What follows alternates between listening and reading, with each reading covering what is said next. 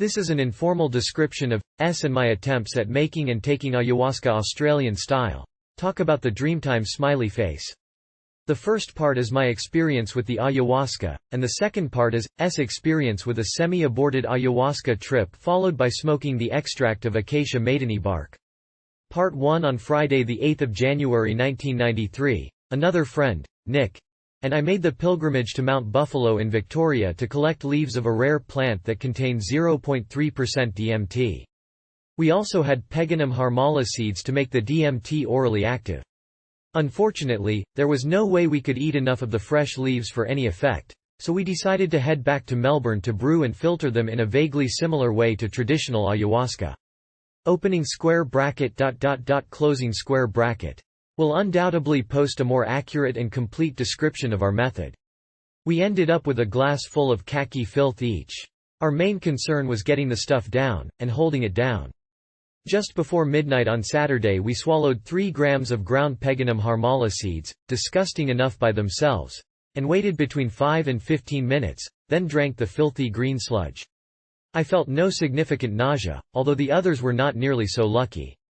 Within 5 minutes Nick had lost everything. And I took 2 antacid tablets, and managed to hold out for maybe 10 minutes and then succumbed to the inevitable. For some reason, perhaps because I ate the antacid tablets almost straight after consuming the green grime, or maybe because I waited the longest after swallowing the Peganum harmala seeds before drinking the green sludge, I managed to keep it down for the longest, perhaps 15 minutes. Just before I brought it up, things began to get quite weird.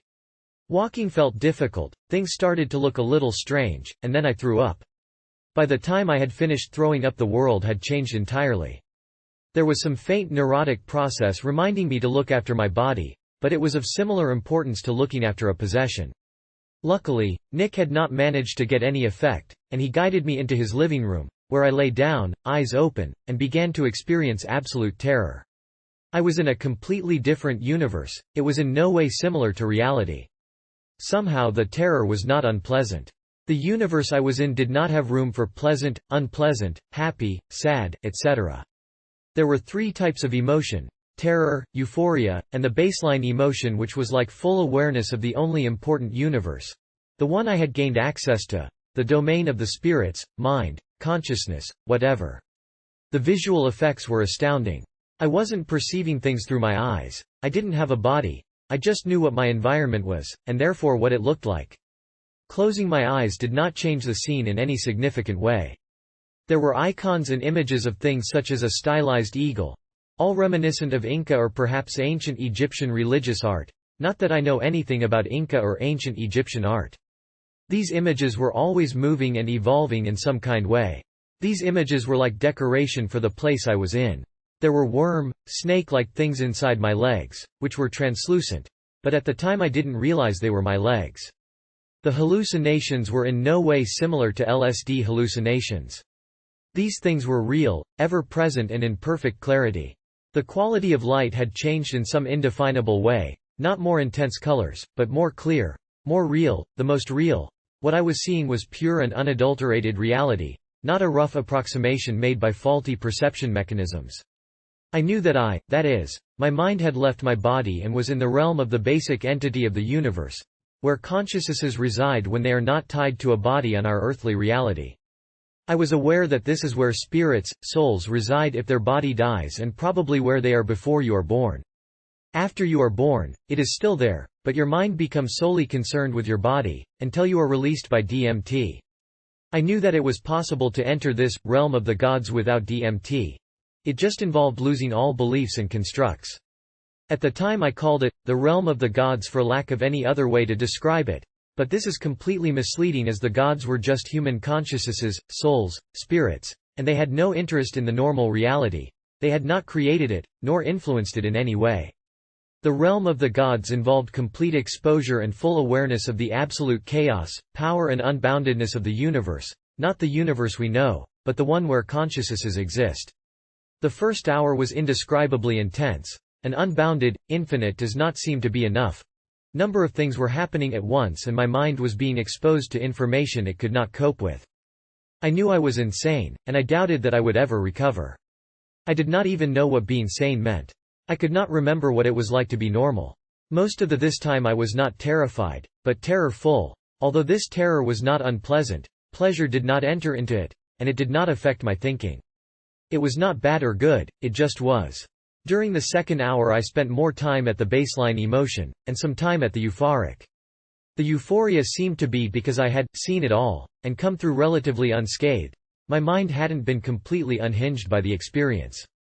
I was beginning to feel as though my mind was now capable of dealing with the onslaught of this realm of the souls, as if I now belonged there. I knew that some madness is caused by being privy to the realm of the souls. At this stage, things had stopped happening so fast and speech became easier. Apparently my speech was mostly coherent all the way through, but I was sure that my body was babbling in tongues. At various times during the 3-hour duration, I had to ask Nick about myself. It was as if I needed to be reminded of my values and beliefs and personality. Of course I couldn't make him understand this, and he could only tell me things that seemed insignificant, such as my likes and dislikes and my history. At one point I wanted to know about my family, their beliefs, psyches and values. I think this was because I felt like they had ceased to be important, but I didn't want that to happen. The third and fourth hours after ingestion were spent discussing, in what seemed like profound detail, the experience with who I felt had been at the same place as me.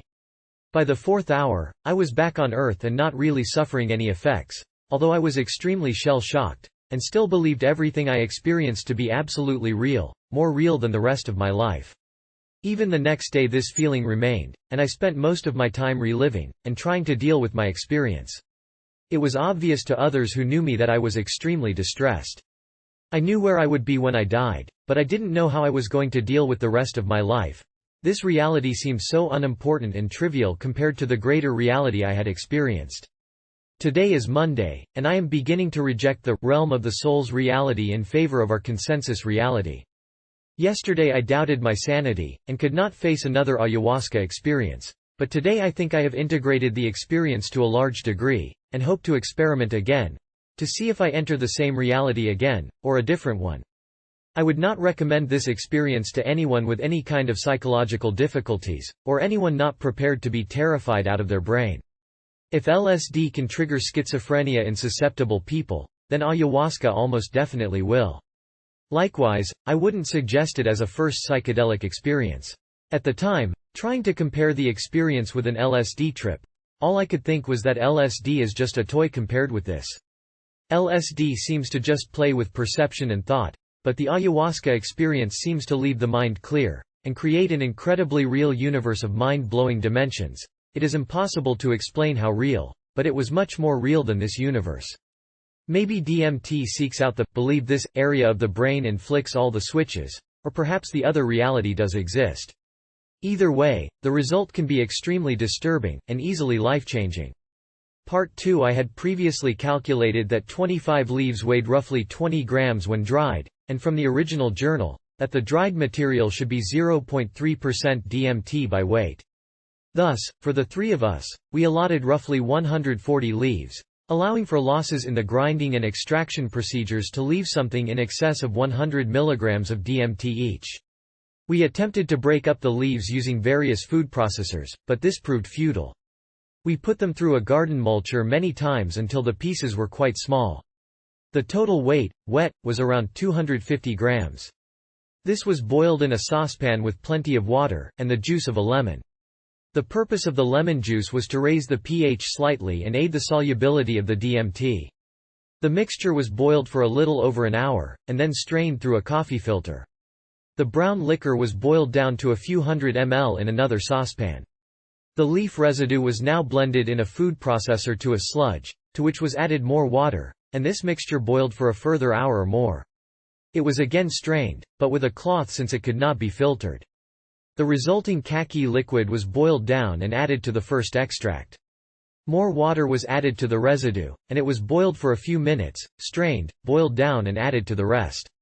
The whole green liquid, around 700 milliliters, was chilled to just above freezing.